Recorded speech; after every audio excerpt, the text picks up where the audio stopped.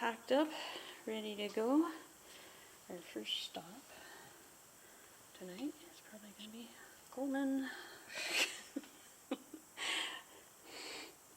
Maybe some other places too. We'll see along the way. No real, well, somewhat of an itinerary. We were excited to get away for the week and head into southern Alberta. After passing Calgary, the Rocky Mountains came firmly into view, mixed with large expanses of farmland. We drove along some very pretty highways surrounded by rolling foothills.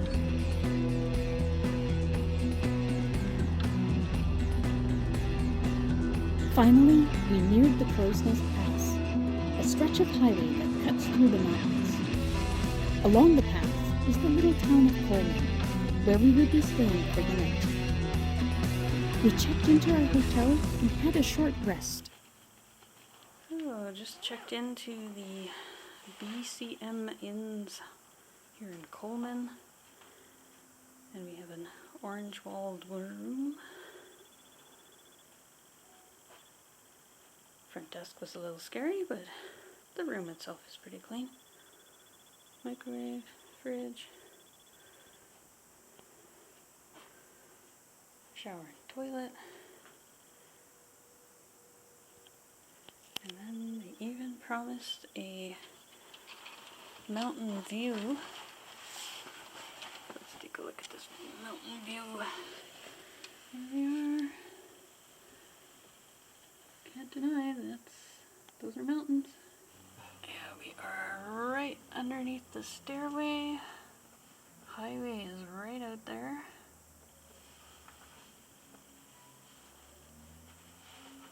Crow's Nest Pass, of course, is one of the busier passes through the mountains. Oh well, it's just one night. We headed out to find some supper. At 5 p.m. on a Sunday, the smaller cafes and bakeries had already closed, but there were 3 highly rated local restaurants, and if nothing worked out, there was Subway as a backup plan. This is one food option, Vito's. I think there's another place just down the road. Might have a little more charm. Nice looking bakery across the way. It's like, so we have the Happy Mart. It's like just your basic, and then we have 2 cannabis stores. Well, I guess one's not a cannabis, is it?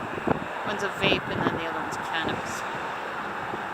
Then we have a pharmacy. I was noticing, I don't see any other hotels in Chicago. So this was the other option, and I'm kind of glad Lyndon talked me out of this one. Apparently they are closed tonight. Crow's Nest Cafe and Fly Shop. Apparently they have a Mexican breakfast. They're not open today. So yeah, apparently if you keep walking, there's a little bit more stuff over the hill. We continued on our search for food. I admired the small hillside and realized we had run out of sidewalk. We decided to hang a right and walk down the residential streets. His place there? What's that? Looks like a restaurant club. Yeah, it looks like there's something there. This is a nice little town. Once you get off the main street and it's like quietens right down. Wow, look at those houses.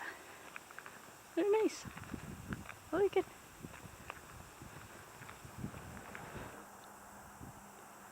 Standing in the middle of the street.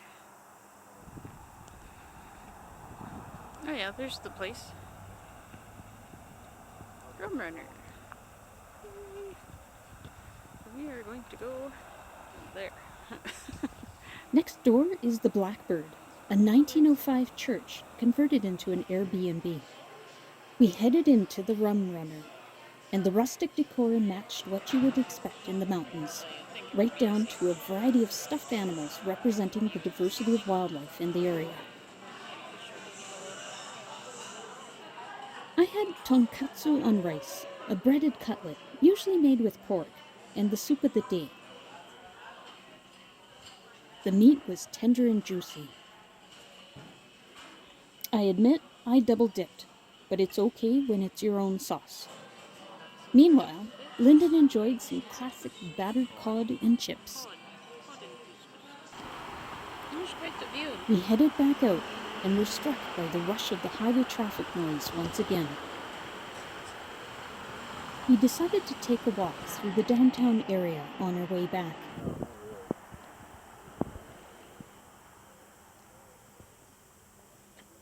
I'm not really cold. Are you cold? No, No? no. Nice view.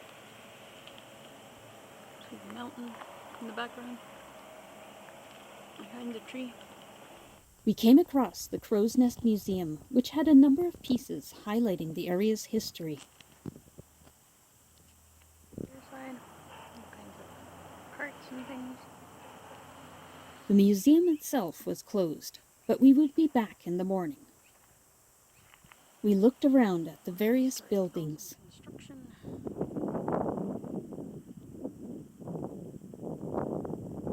At the edge of town was a surprise in the distance. I noticed this off in the distance, and I was like, "Oh, that looks cool, historic."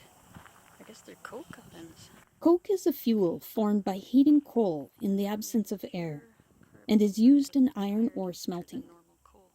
These coke ovens were built in 1903 and remain as a reminder of the mining industry of the area.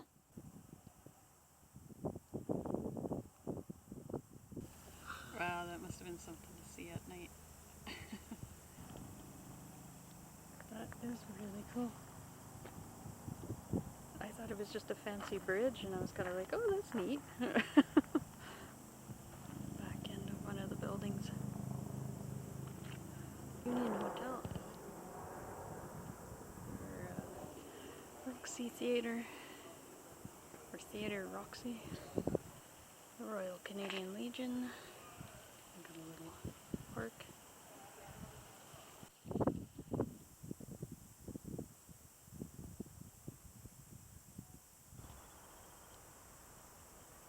I just need a train. The train didn't show up until the middle of the night. Show you outside here. It is a little bit foggy.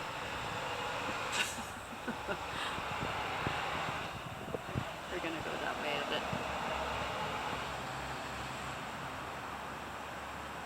We enjoyed some views of the fog before it was burnt away by the sun, then headed over to a nearby park. Okay. Okay, So that's where we're that using goes. that. Yeah, because that'll take us straight to the other. Oh, will it? Yeah, Oh, great. yeah, it's even more convenient because I remember seeing it on the other side, and I was kind of like, "Oh, I wonder where that goes." Huh. Wish I'd known that about like 10 minutes ago. So, here in Coleman, we have the biggest piggy bank in the world. Proceeds for community work. Looks like it's kind of. This is 10-ton toots. Known to the miners as a dinky, from 1904 to 1954, toots hauled 5 million tons of coal to daylight over 180,000 miles of underground tracks. Toots is a 7x7x14 compound air locomotive using compressed air at 800 pounds pressure to pull up to 200-ton loads. Toots invites your inspection and contribution. Wow. I'm sure Toots was not silver back in the day.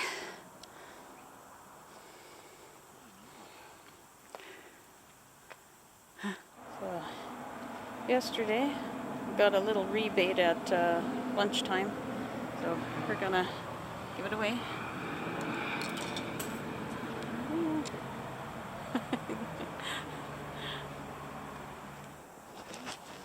Toots has a face too. Toots looks like a little pig. Holy crud. And then you see this side. Wow.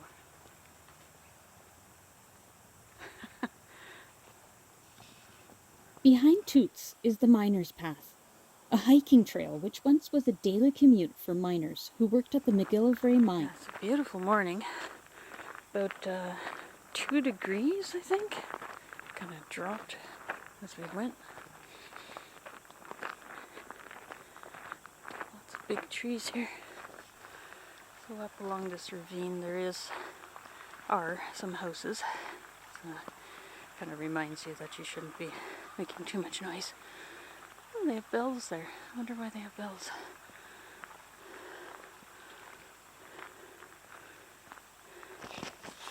But yeah, I guess this was the miners' path because during the Depression there was unemployed men who would actually walk along this path in the hopes of getting a job that's at the mine at the end of this path.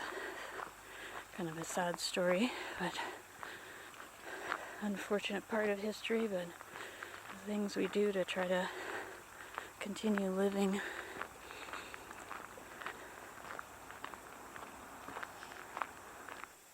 Creek there.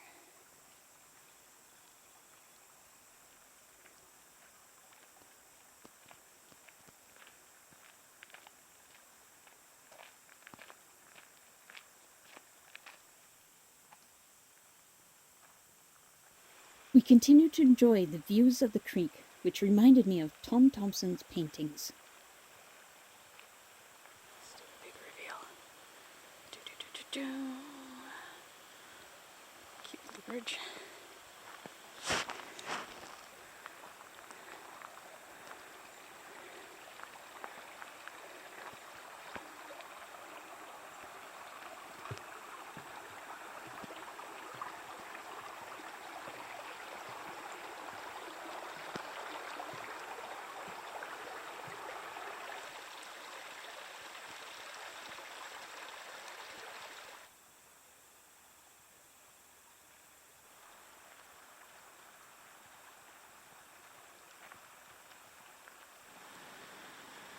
Rocky around here.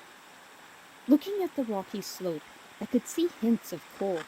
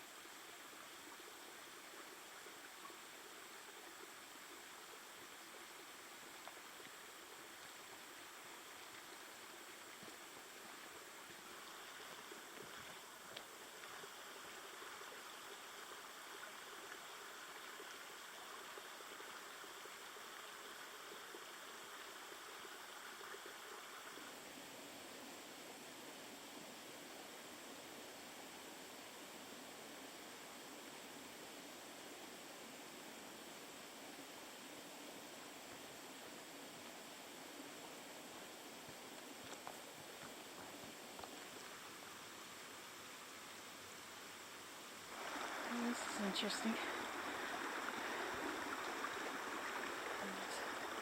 Barbed wire up that way.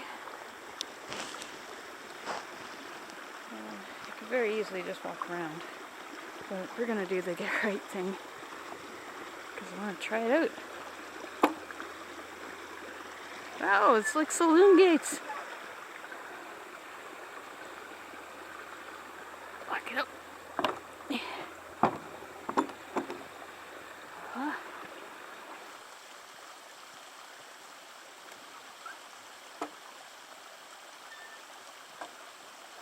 Oh, you got caught. You can't fit, you can't come. Yeah, you can definitely see why they mined the area of coal. There is a lot of coal in that. Yeah, it just crumbles. There is a small waterfall up there. It's so pretty. I think we'll get a little bit closer to it. Oh, yeah, end of the line, unfortunately. The rest of the path is closed, but some people choose to keep going, but got a lovely waterfall here. And unfortunately, yeah, I guess we'll never find out if the any evidence of the mine remains.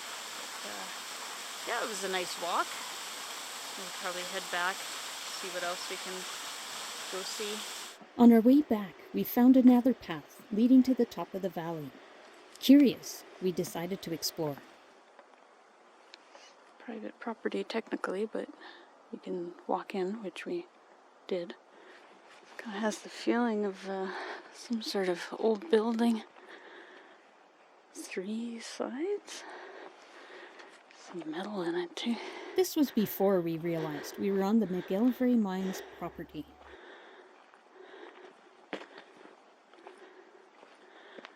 Wow. Yeah, definitely probably part of the mining operation, so I'd guess.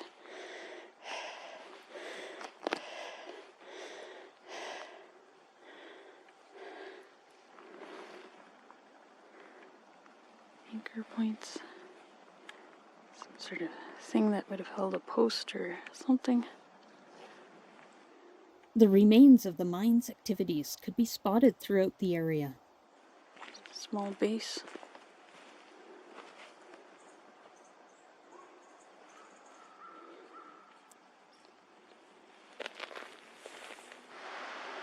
Can hear the creek down there somewhere.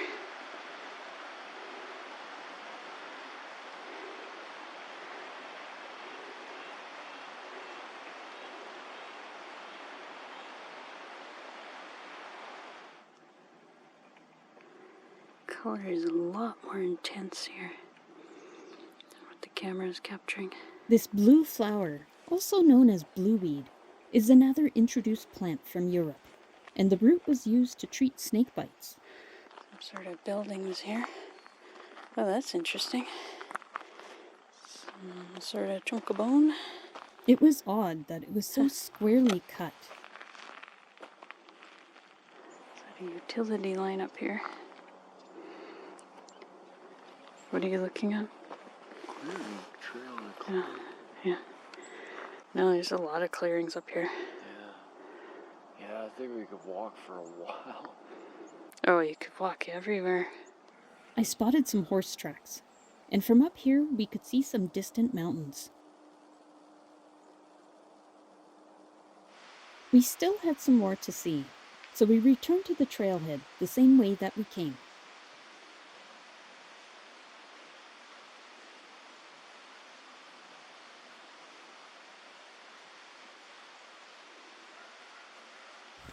We used the oh-so-convenient tunnel to head over to the museum.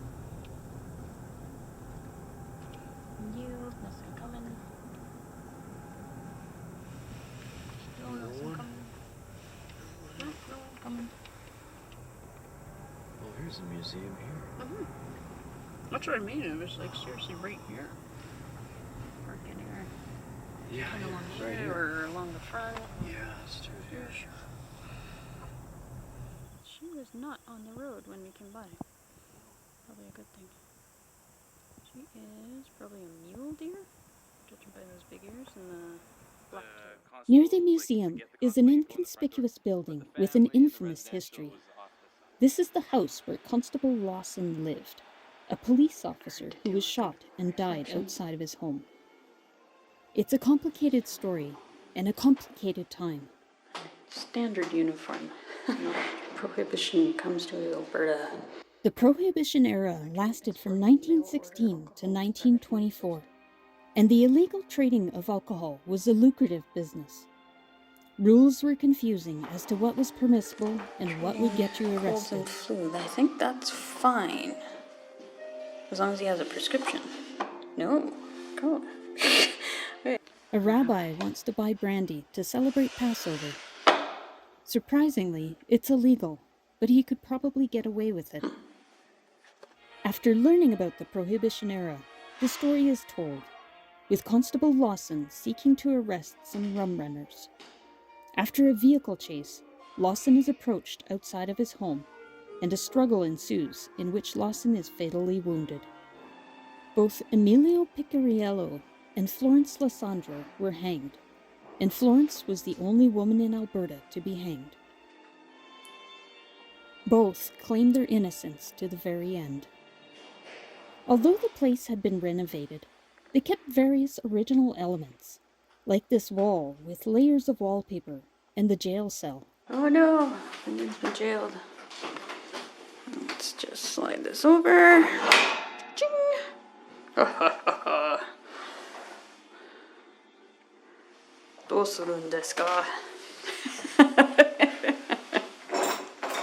Oh my god, there's even a... Yikes! It's the real deal.